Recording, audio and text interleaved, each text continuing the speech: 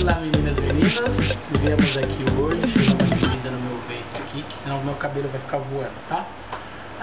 Viemos aqui para poder responder uma dúvida que surgiu por e-mail, né? A pessoa não pediu para se identificar, então nós vamos responder a dúvida. Como eu já disse, mandem por e-mail, eu respondo para vocês, tá? A pessoa quer saber qual o amadurecimento que aconteceu comigo depois que eu conheci a Débora, tá? Vamos falar bem assim, vamos resumidamente, tá? Quando eu conheci a Débora, eu tinha, né, 31 anos e ela ia fazer... Dia 25. Você ia fazer 25? Isso. É 19, eu te conheci no dia 10. Depois a gente se juntou, né? Ela ia fazer 25 quando eu conheci ela, né? Quando a gente se juntou, ela tava com 25 e eu já tava com 31. E ela veio morar comigo em São Paulo, tudo, e eu vou falar bem o português. Eu com 31 anos... não tinha experiência de morar junto com uma pessoa, tinha assim vivido com uma outra pessoa, mas não era a mesma coisa, tá? É uma coisa totalmente diferente de você estar casado e você viver junto com uma pessoa. Como eu digo isso? O que acontece? Eu bem antes da Débora, eu tive um outro relacionamento que durou uns 6 anos, né? E eu vivi 3 meses com essa pessoa, na casa dela, junto com a mãe dela, junto com os gatos dela, junto com todo mundo, né? Então não era só eu e ela. Gatos. Era só 180 gatos, era uma chácara, né? Então já viu. Então não era um relacionamento eu e ela, era um relacionamento eu, ela, 180 gatos e a mãe. Entenderam? Então não deu certo. O negócio ficou pior do que já estava. Eu tentei ver se dava certo, mas realmente não deu. Aí foi uns rolos aí depois, ficou um bom tempo sem ninguém, conheci uma outra mulher, conheci outra, e fui indo assim. Quando eu conheci a Débora, eu tinha acabado de levar um pé na bunda, bem grande. Assim, levado um chute na bunda dos bem dados, né? Foi o chute na bunda. Mas fazer o que? Acontece na vida, não é só o homem que dá chute na bunda. As mulheres também dão chute na bunda, tá? Então eu levei um chute na bunda. Fazer o quê? E por isso eu tava mal. Fiquei, eu acho que uns 2 meses sem fazer ideia de casa, tava péssimo. Aí foi um pouco antes do meu aniversário, tá, gente? Pra sacanear mesmo. O bagulho foi trash antes do meu aniversário mesmo, né? Mas isso é uma outra história que mais pra frente eu conto pra vocês, tá? E nisso, eu cheguei e fui convidado pra como é que se pode dizer? Chama Corujão, lá em São Paulo, tá? As Lan House.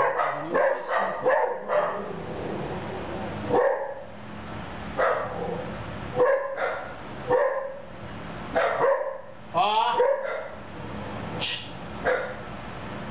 Vem! Bolinha! Snoopy! Vem, Snoopy! Não é com você? Vai. Vai soltando bombinha até lá. Voltando, né? Era um corujão, fui convidado. Não tava sem fazer nada, fazia tempo que eu não fazia corujão. Tava já né? Falei, vambora, né? Vamos lá.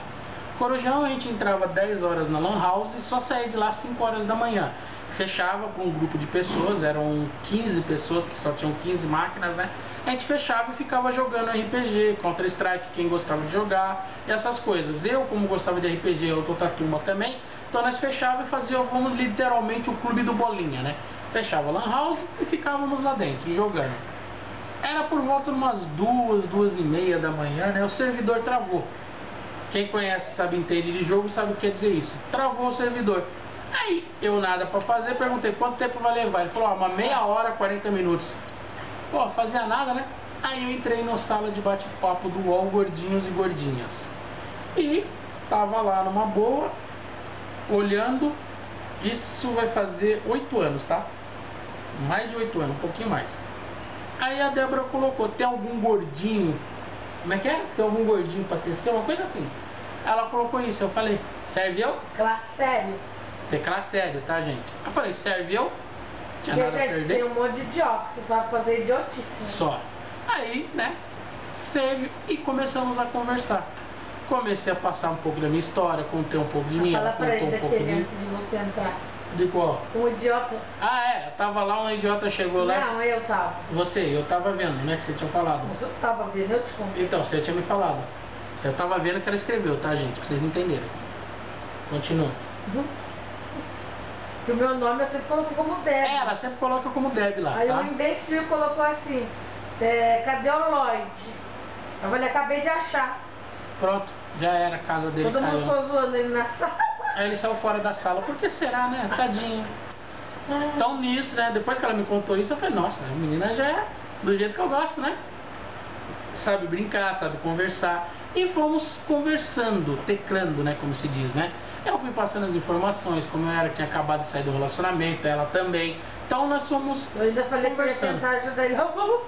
E ela ainda querendo tentar fazer eu voltar com a minha ex, olha que louquinha, né? Aí tudo bem. Aí ela falou, eu vou ter que sair porque a mãe dela falou que tinha que trabalhar, que ela trabalhava de madrugada, gente. 3 horas da manhã a Débora saía de casa, literalmente, né? Você tinha que arrumar as coisas, 5 horas você tinha que estar no lugar, não era isso? Então ela falou, tem que desligar porque eu vou estar indo trabalhar, não tem como. Eu falei, tá bom, passa o seu celular que eu vou te ligar. Ah, vai me ligar? Cara, você vai sair daí e vai te me ligar? Ela faz assim, vou. Aí ela passou. Passou como se eu não fosse ligar. Falei, pera, daqui 15 minutos eu te ligo. Aí caiu, né, saí fora da sala, ela também. Eu saí da Lan House, que é perto de casa, fui até em casa e liguei pra ela, o celular dela. Ela falou, não acredito que você me ligou. Ela não acreditou, eu liguei pra ela. E começamos a conversar, começamos a se entender. E ali, gente, eu juro, isso eu posso falar pra qualquer um, tá? Eu volto a repetir. Ali eu senti um negócio diferente, tá?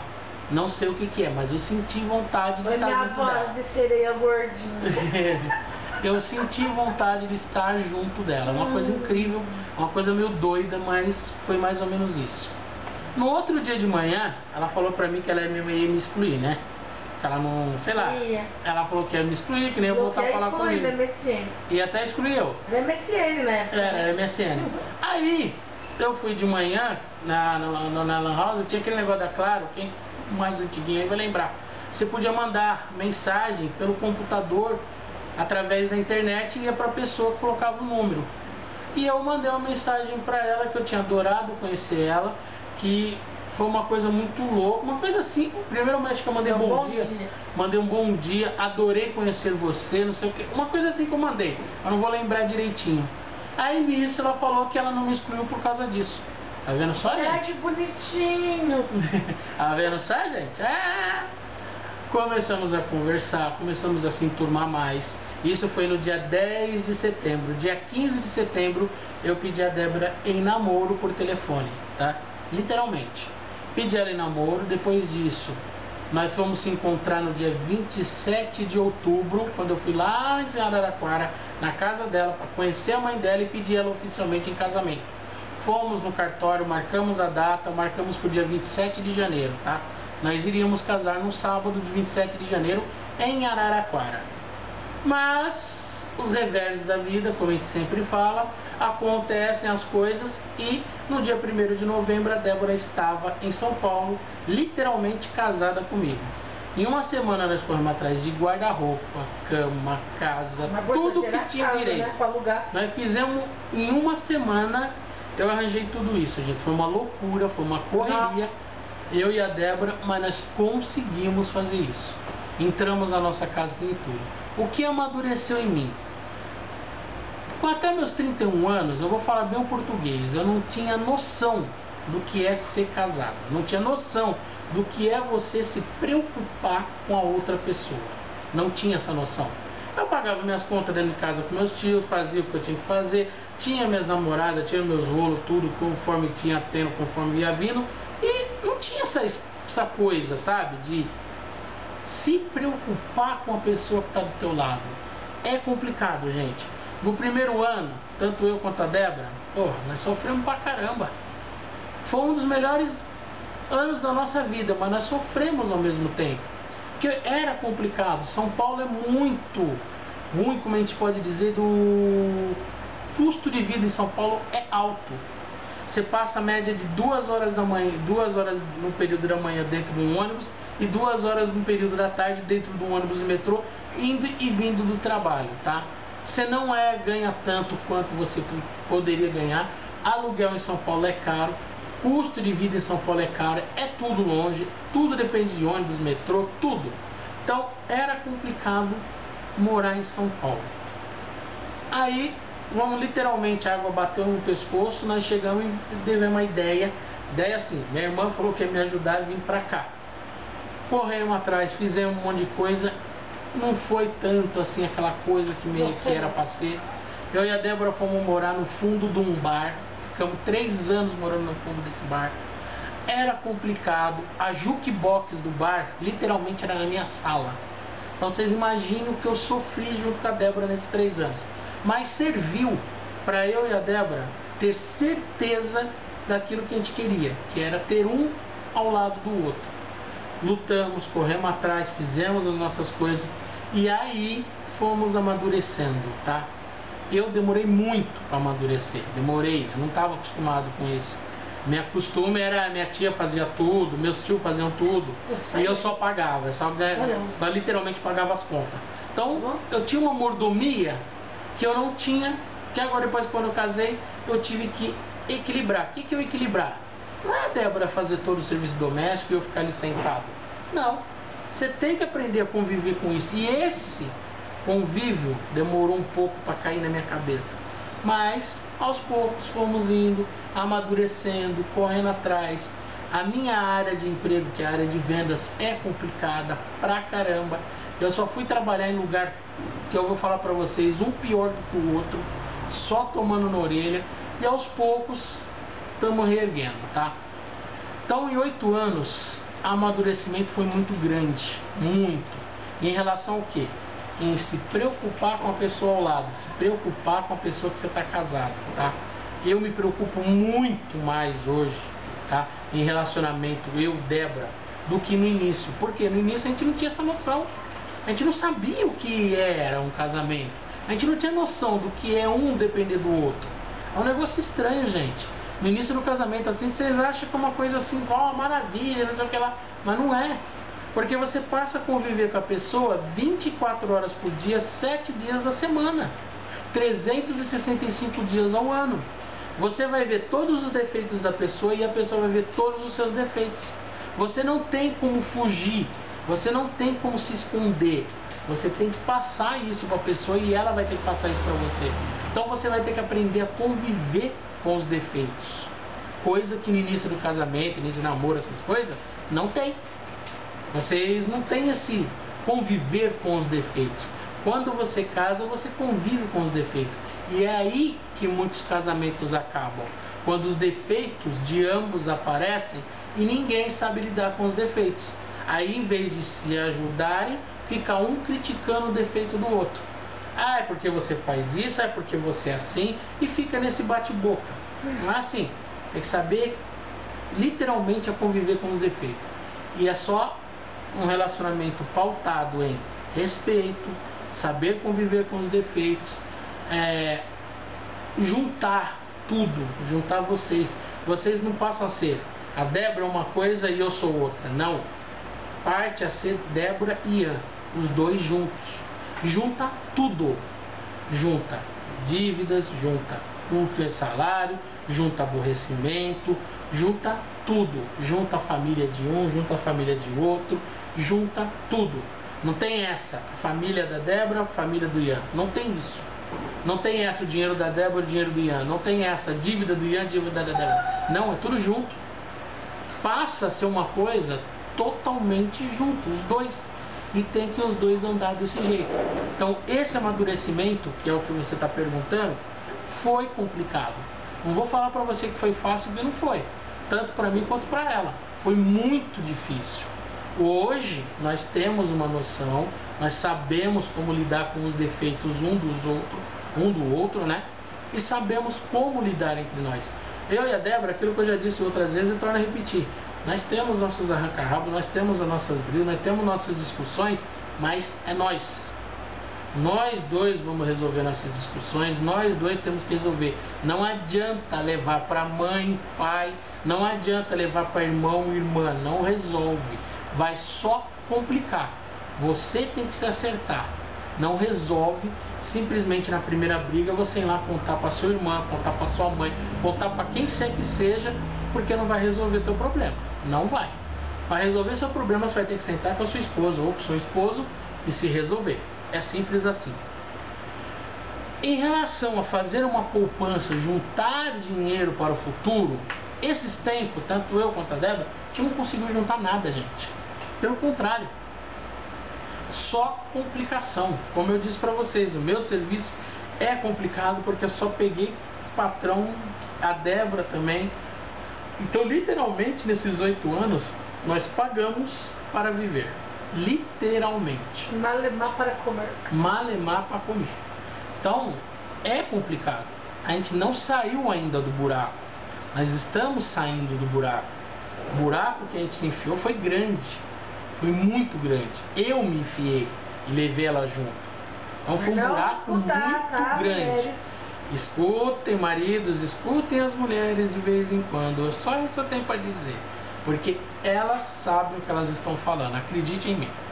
Então por isso eu estou no buraco. Estou saindo do buraco agora.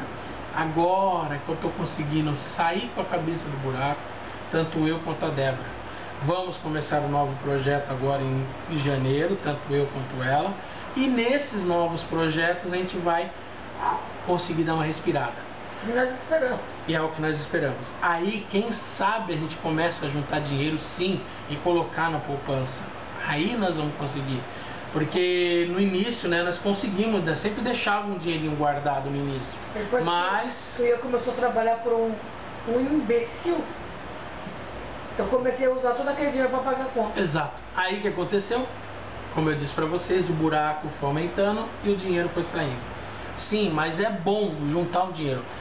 Juntar o dinheiro, gente, funciona da seguinte maneira, para quem quer começar a fazer isso, tá? Quem é casado, quem não é, quem é todo solteiro, que não tem tanto custo, mesmo quem é casado, é simples.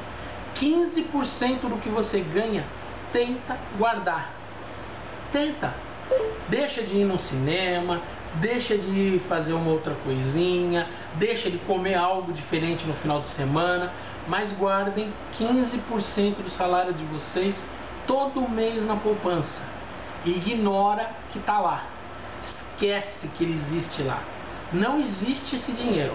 Se você conseguiu separar 100 reais, aqueles 100 reais não existe. Na hora que você colocou ele na poupança, esquece dele. Apaga. Não dá. Porque se você lembrar que você tem o seu salário mais aqueles 100 reais, aqueles 100 reais vai sair da poupança. Uma hora você vai gastar ele. Então não use. Ignora que ele está lá. Se todo mês você conseguir guardar 100 reais, no máximo, assim, em 10 anos, a gente fala, ah, pô, 10 anos, nossa, 10 anos é muito tempo, correria. Ah, cadê a calculadora, amor? Tá aí? Não. Deixa eu pegar aqui a calculadora, só achar ela. Ó, vamos lá, bem simples o cálculo que eu vou fazer para vocês, tá? Só para vocês entenderem mais ou menos. 100 reais vezes 120 meses, que seriam 10 anos, dá exatamente 12 mil.